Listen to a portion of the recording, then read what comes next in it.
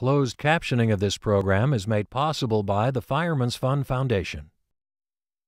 After the blaze at Chevron's refinery in Richmond prompts thousands of medical claims and community outrage, prices begin to rise at the pump. Bay Area 6 react to the deadly hate crime in Wisconsin. As a community, we were in a state of shock. Because of this mistaken identity, we are enduring or going through something which we shouldn't be going. And in the wake of the shootings, a gun control measure gets renewed support in the California state legislature. When the world's two largest makers of smartphones, Apple and Samsung, battle over patents in a San Jose courtroom, what does it mean for you? And Oracle's Team USA is gearing up for the America's World Cup Series. We'll have a preview of what to expect out on the bay. These boats are fast and light. The strong winds here in San Francisco, there's a higher risk level and danger level. Coming up next.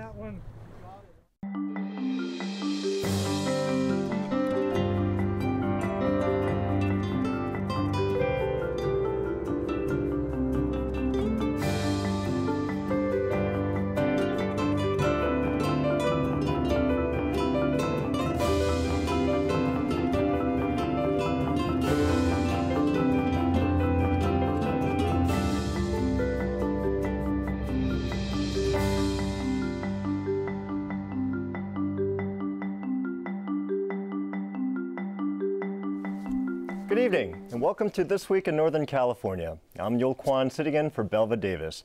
Joining me tonight on our news panel are Laura Seidel, NPR Digital Culture Correspondent, Josh Richmond, Bay Area News Group political reporter, and Tom Vakar, KTV News Consumer Editor.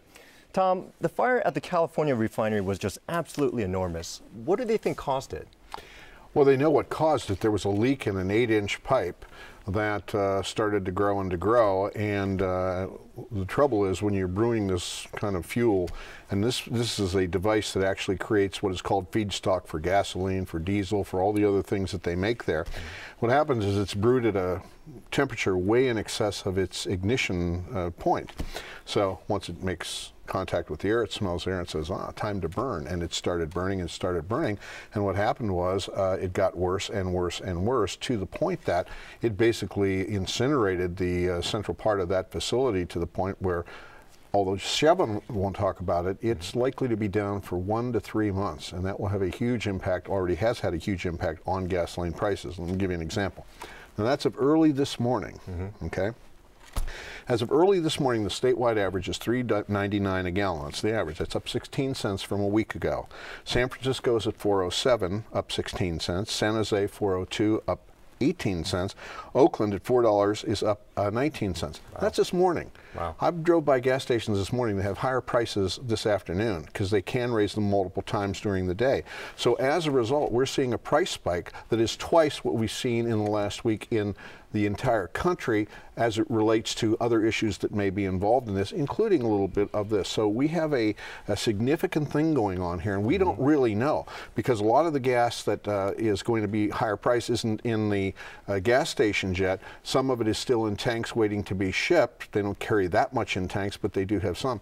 But in a few days, we're going to start seeing, most likely, a very huge spike in prices. How long do you think that's going to last for? Is this a short-term effect, or do you think this will be a long-term price increase? Well, at least for the rest of this month, it's going to be significant. And the reason for that is that we're still in the summer driving season. Now, come Labor Day, there is a bit of a abatement of the amount of fuel that we use.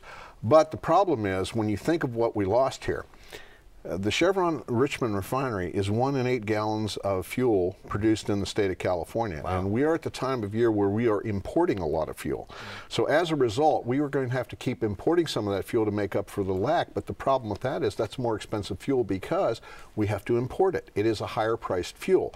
As a result, this is going to last well beyond Labor Day. The question is it going to be 18 cents, 20 cents, 30 cents? We just don't know that yet because we're not seeing what the market is really going to say about that. As distasteful as higher gas prices for all of us is going to be, what's the environmental and the health fallout for the people there in Richmond? I mean, this was a a true disaster. Well, I think the problem here is that we don't know what the real consequences of it are. We do know that there was a huge plume of smoke that went up pretty high in the air and blew all the way across Richmond, across the East Bay Hills, and into the East Bay far beyond that. So we know that there is going to be two kinds of things. We know that there are going to be the fumes and all of that, and that is something very hard to determine at this point in time. And then there's the particulate fallout, which is really bad for your lungs, not to mention it gets down on other things in the food supply and all of that stuff. So we don't really know what all of that means just yet, but we do know that this is an accident that by any standards simply should not have happened. You can have accidents at refineries. This one was a biggie. Well, that is the question. I mean, what is because this seems to happen periodically over a number of years. They have these accidents. What's the excuse? I heard there were people lining up to file lawsuits against them. Are they going to have a claim? Well, some of them are going to have a claim. I think some of them are going to have provable losses. Some of them are going to be able to say that they were not well and they did not go to work. Some are going to actually have hospital bills that they can show. Now, is there going to be a certain number of people, as we saw in Katrina and as we've seen in other things, people that are going to try to ride, as we saw in San Bruno, for example, that are going to try to ride that pony and try to get some sort of money out of it? Sure, there are going to be those kinds of people, but that is not going to be the thing that we should focus on. What we need to focus on back again is the fact that this ever happened at all. This is a major emitter of pollution here in the Bay Area, but that's one of the prices you pay for living in the Bay Area. We have a big airport that pollutes a lot. We have refineries that pollute a lot, utilities that pollute a lot. Now, not enormously like they used to do, but they're still the major points of pollution, including our own cars, which are probably the largest source of all.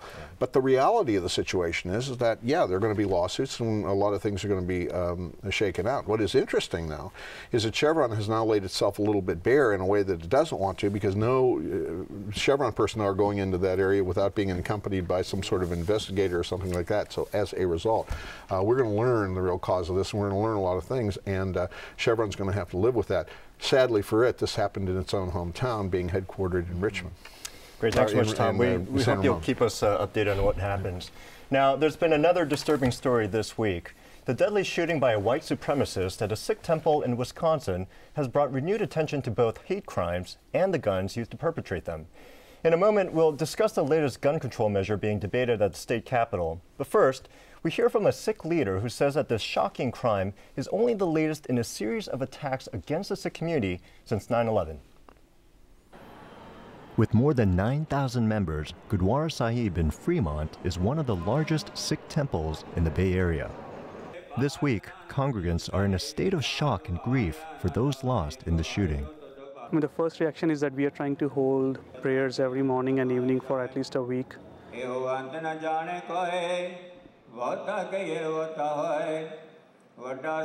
It's very heart-wrenching when we have to go through these episodes as a community, because even our kids ask us point blank, what happened there? How do we explain to those? After 9/11, most of the stereotyping based upon the way the Sikh appearances are have been picked out as a community which stands out purely because of the way we look, right?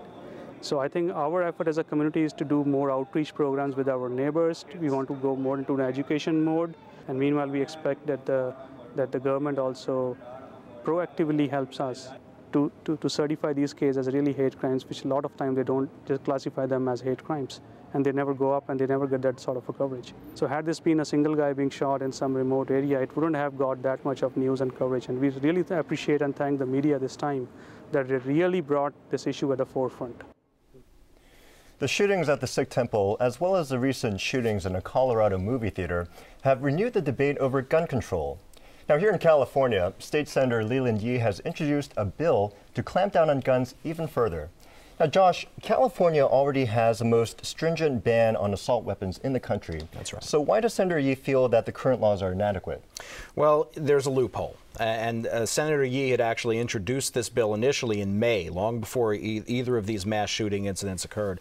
The loophole basically deals with something that's called a bullet button. The law as it exists says that magazines that can be removed by a normal push button, as would ordinarily happen, in combination with other features like a telescoping stock or a pistol grip, are already banned under California's law. The law essentially requires that magazines be fixed in the gun and require some sort of tool to remove or replace them in order to slow down the reloading process. What some gun manufacturers started doing was selling these kits to modify that button so that you would have to use either the tip of a bullet or a magnet that you would pass over it, thus using a tool. But it can be done in seconds, essentially. You put this kit on there and you can change the magazine out just as fast as you would have under other circumstances. Senator Yee's bill seeks to ban that kind of mechanism, essentially. He introduced it in May. I talked to him last night about this, and he said he really didn't see a lot of enthusiasm for it at first. People didn't really want to take on the gun lobby over something like this. And he had actually started watering down the bill somewhat. He had amended it. And then after the Colorado shooting happened, where you were dealing with a very large capacity magazine in an assault rifle, suddenly there was renewed interest. So he re-amended it back to its original configuration, essentially, and also got an endorsement from the State Attorney General this week, and is sort of going full bore with it now. But that's not even the only piece of legislation we've got pending now. A group of Bay Area lawmakers this week introduced new legislation dealing with ammunition sales, so that any vendor who is selling or otherwise furnishing more than 1,000 rounds to a single individual within 5 days would have to notify police of that sale within 24 hours of reaching that 1,000-round number.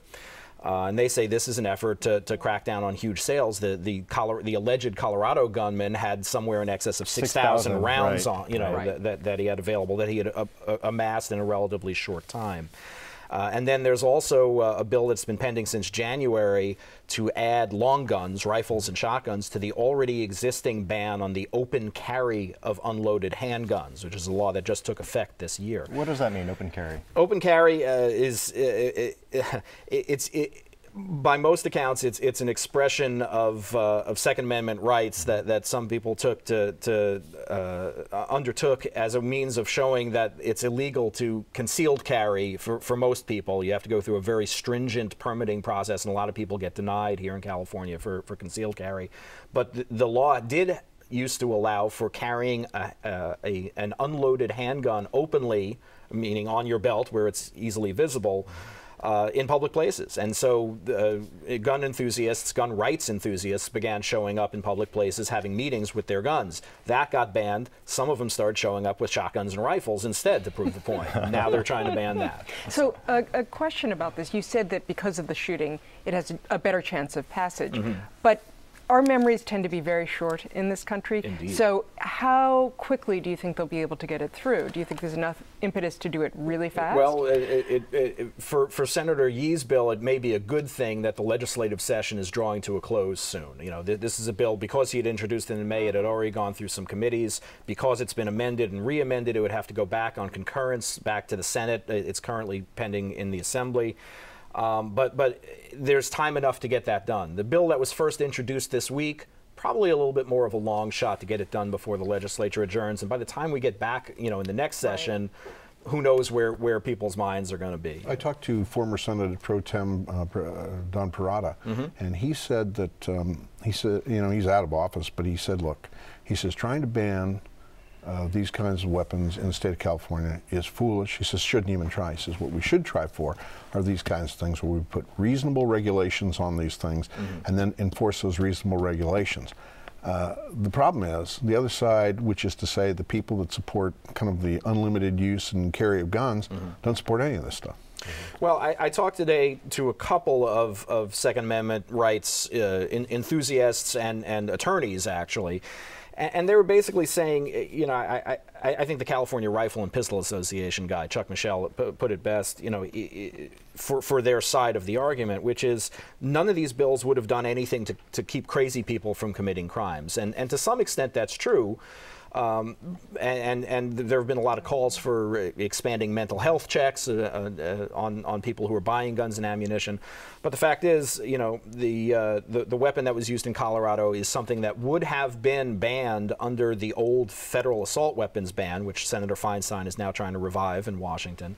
And that 100-round drum magazine that he had, which luckily jammed, is a very high capacity magazine that we wouldn't be able to have here in California under the existing law. So. All right. Well, thank you very much, Josh. But let's move to another legal battle happening here in California. This time it's between two tech giants, Apple and Samsung.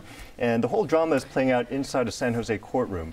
So Laura, what is this lawsuit all about? Well, I think, you can trace it back perhaps to the late Steve Jobs, who was so furious about the Android system and the Samsung phones because he felt they were copying Apple's designs. And he said, I'm willing to go thermonuclear on this, and I'm willing to spend every penny that Apple has to stop this, because he felt that these phones had ripped him off. So I'm going to give you, I brought here my iPhone, and I'm going to quickly go in here and show you, for example, the kinds of patents that we're talking about. So if you go into your phone here, and you have, go into the contacts, and you'll see there's a bounce like that. That bounce, Apple says we have a patent on that. That's patented. That's patented. The bounce. Yeah, and this was discussed today in court, this particular patent. And in fact, the Samsung phones, they had this for a while. I believe you have one. Now that you speak of the devil, I actually have a Samsung phone. You have a Samsung phone. So should this thing bounce as well? It did. It did. But it no longer does as a result of what's going on in court.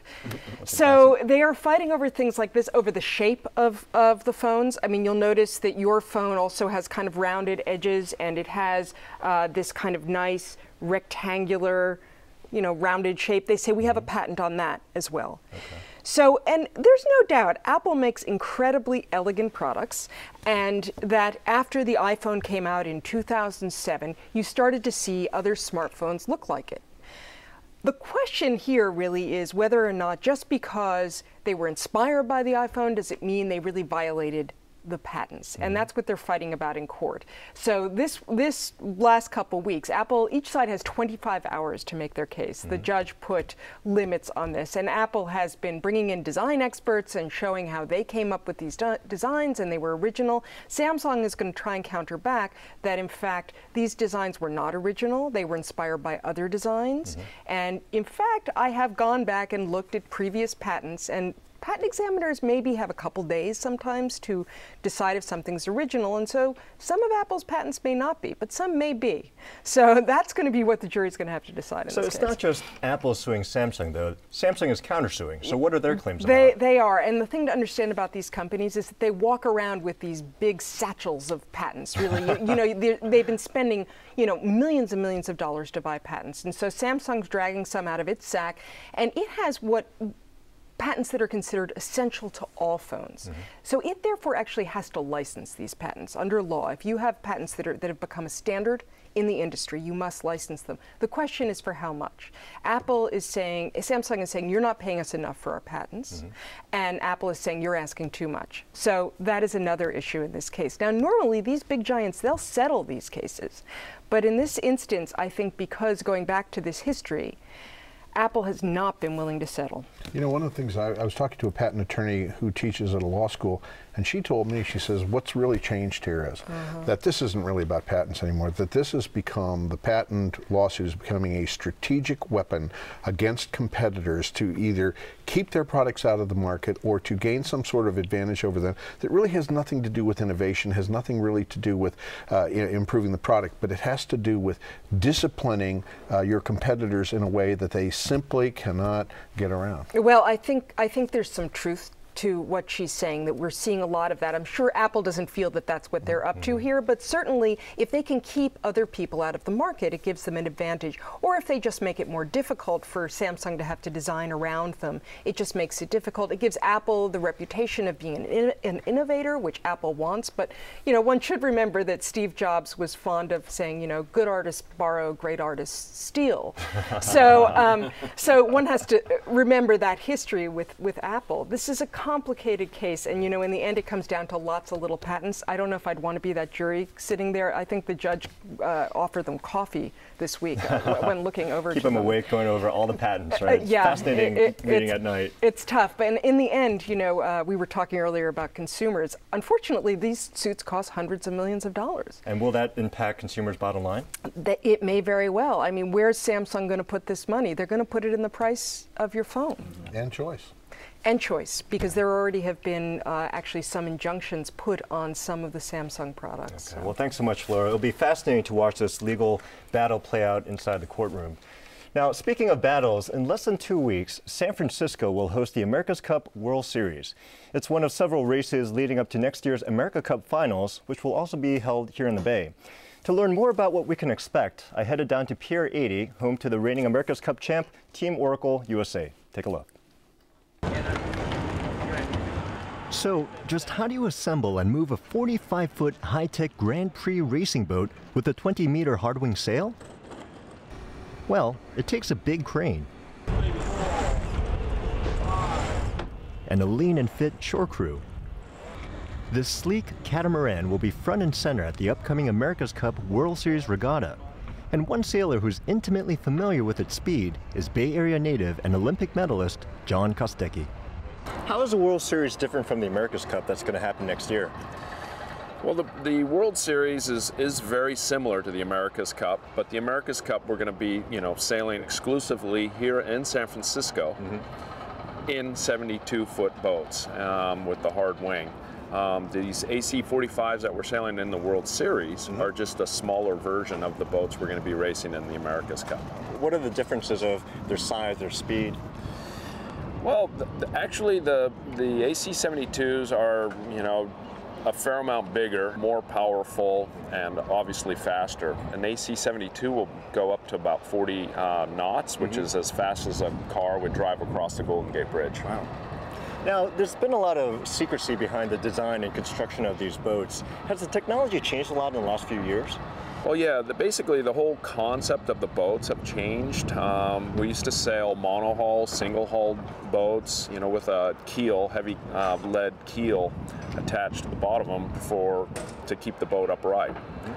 Catamarans, 2 hulls, wide platform, no keel, very light boats with a lot of sail area, so very fast speeds. Well, one thing I've always wondered is, how much of winning a race depends on just who has the fastest boat and who has the best technology versus how much strategy? I mean, does that play a big role? Well, speed definitely helps, and we put massive amount of hours and effort into creating boat speed, and we have a large design team, and working on boat building techniques and whatnot to design and build the fastest boat. But you still, you never know what you're going to end up with at the end of the day. Hopefully your boat's going to be faster, and so you also have to have a great sailing team and, sail fast and smart around the racetrack. Now, what about your role on the crew? Like, what do you do? My role really is I'm a tactician, but on these AC-45s, everybody does a little bit of everything. So the tactician role is more of a secondary role. On the AC-72, be doing a little bit of everything as well, but will be more specific roles, and I'll be able to do more of my tactician role on that AC-72. You shouldn't sell yourself short. You're basically the mastermind, right? You're telling everyone what to do. Well, where to go on the race course, really, and helping the helmsman direct the boat versus your competitor, taking into account the wind, the waves, the current, and make some decisions. How is this race going to be different from other races you've been in? Well, past America's Cups have been sailed very far offshore, so to view them, you have to get into a boat and go offshore and watch it. This one, you're going to be able to watch the race right on the city front, next to the city, and we're going to be going right up and down the shoreline. Does that make it any more dangerous for you as a competitor? Yeah, I mean, there's a combination of a few things that are going to make it relatively dangerous. I mean, these boats are fast and light. The strong winds here in San Francisco, and then the course, yes, is a lot shorter, so there's going to be a lot of close maneuvering and a lot of close quarters. So yes, there's a higher risk level and danger level. But that makes it more exciting for the spectators, right? Absolutely. Spectators like to see that danger, and every once in a while a few crashes, and we'll be having those out there. Now, I've heard there are less competitors this year than people thought. What's been driving that? Well, unfortunately, the European economy has gone through a little bit of a downturn, and I know for sure that's hurt the numbers out there. But we're hoping to have 5 to 6 boats for the America's Cup Louis Vuitton series, and then there'll be 2 boats in the America's Cup in September of 2013. You actually are a Bay Area native, right? You grew up here. So what does it feel like to be coming back to your home turf to race? To have the America's Cup on your home waters it's basically a dream come true for me, and so pretty excited and really looking forward to racing next year in the America's Cup. All right, I'm looking forward to it. I wish you the best of luck. All right, thanks a lot.